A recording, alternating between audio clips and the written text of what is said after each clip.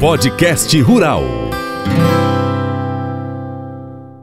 Hoje aqui no seu Podcast Rural, nós vamos prosear um pouquinho aqui com o Marcos Alves, que é gerente regional do Sebrae Minas, regional a Noroeste Alto Paranaíba. Bom dia, Marcão. Firme? Bom dia, Francis. Bom demais estar aqui no Paracatu Rural, iniciando esse ano de 2025 com o pé direito e poder contar um pouco daquilo que a gente faz aqui na nossa região. É isso. Um pouco? Você tá doido.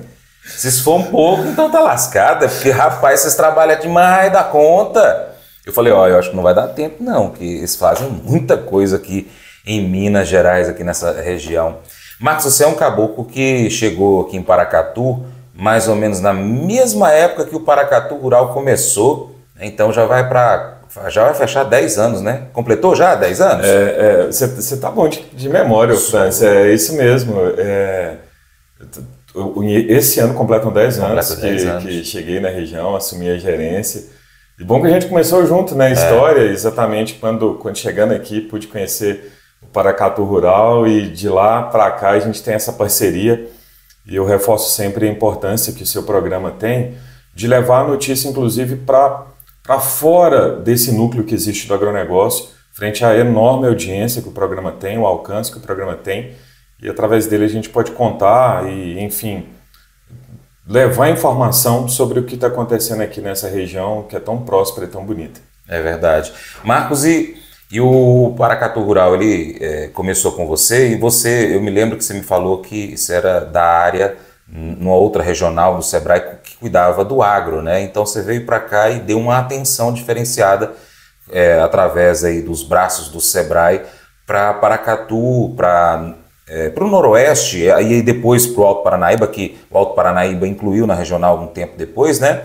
Que são regiões fortíssimas no agro, seja com a agricultura familiar, seja com a agricultura de precisão, com a pecuária forte, né? Paracatu, por exemplo, faz produção de milho semente e outras culturas que vêm crescendo, como por exemplo o algodão, né? A região noroeste de Minas e Alto Paranaíba são as duas regiões mais importantes do estado de Minas para a produção de algodão, né? Então, quer dizer, você está aqui cuidando de uma equipe, trabalhando não só com o varejo, vamos dizer assim, com a zona urbana, com o comércio, com todos os comerciantes aí da zona urbana, mas também quem está ligado ao agro de uma forma ou de outra, o Sebrae vem trabalhando. E isso é para fomentar realmente a economia, o forte das regiões na economia, né? Ô Francis, é importante isso, até para que as pessoas, né, a gente, claro, pra você ter uma ideia, o ano passado na nossa região foram 40 mil clientes distintos atendidos pelo Sebrae, 40 mil atendimentos individuais realizados. E a gente, claro, a essência do Sebrae é o suporte empresarial, ele é reconhecido por isso, por atendimento, como você falou, no varejo. No entanto, para dinamizar uma região, você precisa entender o primeiro qual que é a sua vocação produtiva? O que está dinamizando ali a região? E claro, trabalhar também com o desenvolvimento local a partir disso. E a nossa região, o Noroeste, Alto Paranaíba, essas duas regiões, inclusive, para o estado de Minas é entendido como uma região só, uma série de políticas, a política de saúde mesmo do estado, a região Noroeste Alto Paranaíba é uma só, e essa região, ela concentra os mais importantes setores agrícolas do estado e eles são muito bem estruturados. Acho que é importante colocar que a região, ela se destaca, mas ela não depende de somente um produto. A razão disso é que quando a gente tem a lista ali dos 100 maiores municípios do agro, todo ano sai essa listagem, dos 12 municípios de Minas Gerais, 6 estão na nossa região, metade deles estão na nossa região, e 6 estão no Triângulo. Então, assim, não é uma coincidência que o Oeste Mineiro, aí essa junção de Noroeste, Alto Paranaíba e Triângulo, eles são, de fato, a força do desenvolvimento que a gente tem do estado de Minas hoje a partir do agronegócio. E a partir do momento que a gente tem uma região que é referência em irrigação, é referência na produção de feijão, é referência na produção de soja, é referência na produção de café, é a maior bacia leiteira do estado, é a maior região hortifrutigranjeira.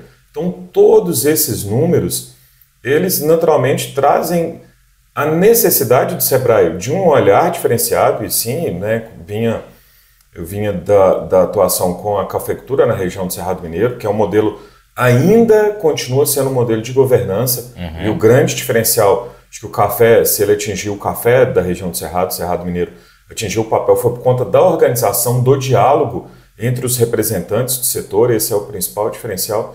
E aqui, tanto em Paracatu, mas no Noroeste, depois nessa junção, hoje a gente tem uma atuação muito estruturada na maior parte das cadeias agrícolas e cujo objetivo é realmente a gente conseguir dar sustentação para um futuro mais próspero. A gente sabe dos desafios do agro, né? A gente, se há pouco falando das cotações, a agricultura é uma indústria a céu aberto. Você está sujeito a uma série de questões, seja das questões climáticas, que é um desafio cada vez maior, a pressão que existe relacionada às questões cambiais, às questões de mercado externo. Então, se a gente tiver um agronegócio forte, setores bem desenvolvidos, toda a comunidade se beneficia disso. Bom demais. Bom, você estava falando então aí da questão de que dentre os 12 municípios mineiros, 6 estão aqui na nossa região, que é Unai, Paracatu, Patrocínio, Rio Paranaíba, Buritis e Coromandel, né? Então, e nessas cidades, o Sebrae Minas, Alto Paranaíba, Noroeste atua, né? Sim, a gente tem em todos esses municípios, de uma forma ou de outra, a gente tem uma atuação. Existem ações regionalizadas conforme a necessidade de cada município, como dias de campo, feiras agrícolas. Para você ter uma ideia, Francis, nós apoiamos mais de 10 feiras no ano passado. E feira é um instrumento interessante, né? A gente viveu e vive isso aqui com a Agroparacatu, a gente não tinha. Tanto é que, sim, dessa história que a gente estava contando, Paracatu, um município tão importante para o agronegócio nacional, tão importante, a gente não tinha uma feira que comunicasse isso, a gente passou até essa feira. A feira, ela tem um instrumento importante de não só oportunidade de negócios, mas oportunidade de conhecimento, de adquirir novas tecnologias, de aprimorar a rede de contato. E aí em cada um desses municípios, em todos os outros, assim, dos municípios que se destacam, que a gente tem, além desses 6, municípios muito importantes na produção. A gente pensar, seja Patos de Minas, Carmo do Paranaíba, São Gotardo, João Pinheiro, Lagoa Grande, Presidente Olegário. Então, a gente fala desses 6 que se destacam entre os 100, mas se fizesse uma lista dos 150, eu imagino que essa lista subiria assim, para mais uns 15, 20 municípios do nosso território. Então, seja através de ações conforme cada território, dia de campo, a feira, mas também as ações estruturantes que a gente realiza com as entidades, como a Irriganor, aqui, né, com a sede aqui na região noroeste, seja com a Federação dos Cafeicultores do Cerrado, com a sede no Alto Paranaíba, que a gente consegue dinamizar ações para alcance de produtores em todos esses municípios. Bom demais. E eu conheci o setor cafeiro lá, com aquela participação que vocês sugeriram das entidades que envolvem o café. Rapaz, fiquei apaixonado, viu? Com certeza. O Educampo é uma ação que vem contribuindo muito, principalmente com o famoso café com leite aqui na região, né? É isso mesmo. O Educampo, Francis, ele é a base da nossa atuação. Então, qual que é o desafio a partir do momento que o Sebrae ele é uma empresa cujo propósito é o empreendedorismo, né? A gente acredita que através do empreendedorismo, vidas, cidades, regiões são transformadas. Então, o primeiro ponto é assim, como que a gente vai transformar, conseguir que o produtor rural ele entenda que ele tem uma empresa embaixo de seus pés. O Educampo, o papel dele é exatamente esse. O Educampo ele transforma a fazenda em uma empresa rural a partir do momento que ele passa a trabalhar com orientações para o produtor, onde os aspectos de manejo eles são atividades meio. Você precisa fazer qualquer atividade fim, você ter retorno do investimento que você fez.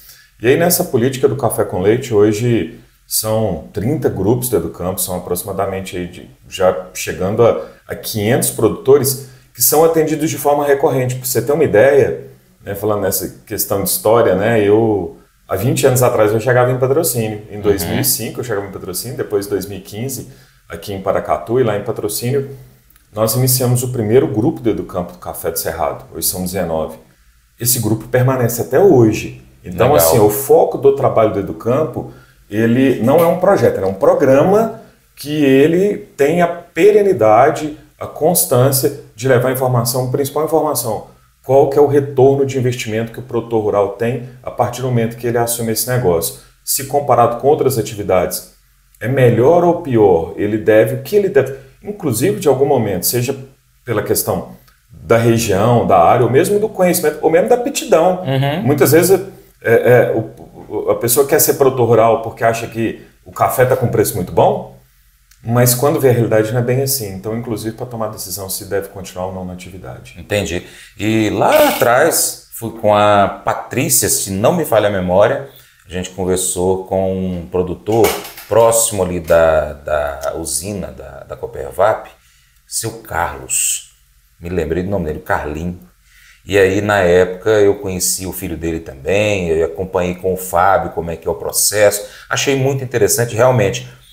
Consegue transformar a produção rural, a propriedade rural, em uma empresa rural, porque tem toda uma gestão ali de fora do curral. Exatamente isso, Francis, e as margens são muito apertadas, né?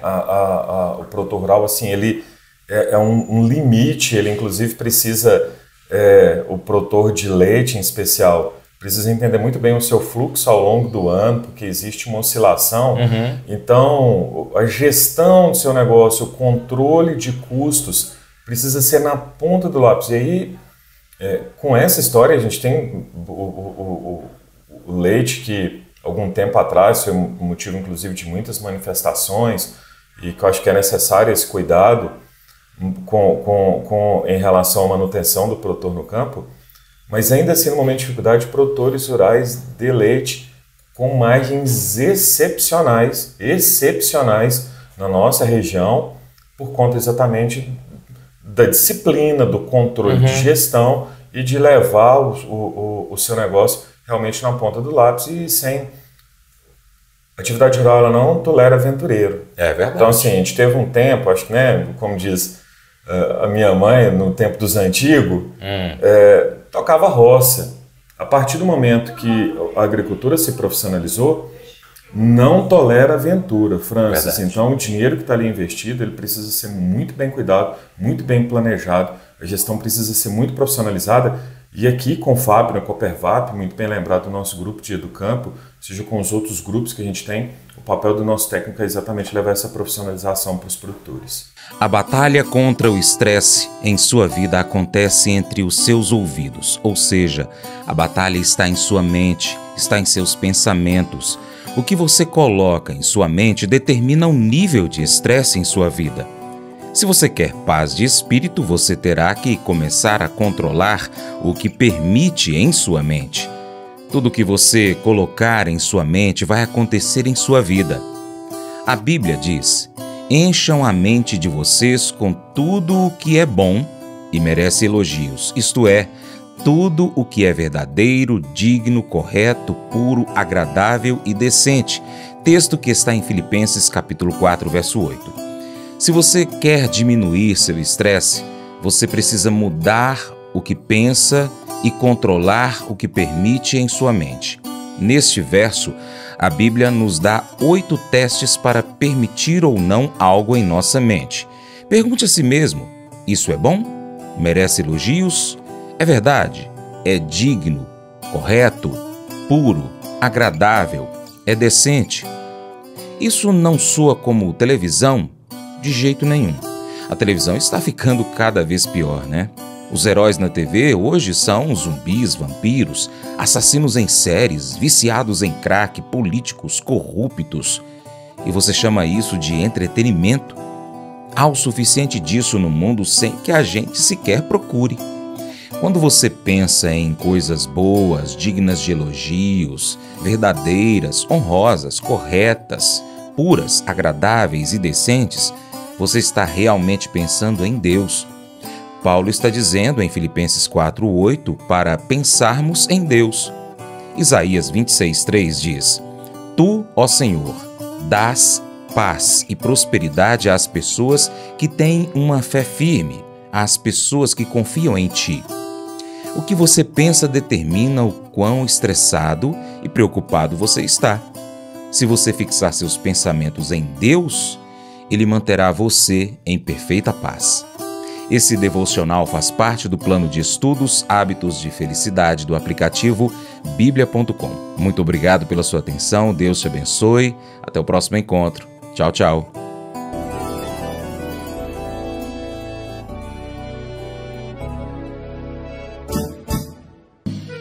Acordo de manhã para prosear no mundo do campo, as notícias escutar. Vem com a gente em toda a região com o seu programa Paracatu Rural. Tem notícias, informação e o mais importante, sua participação. Programa Paracatu Rural. Programa Paracatu Rural.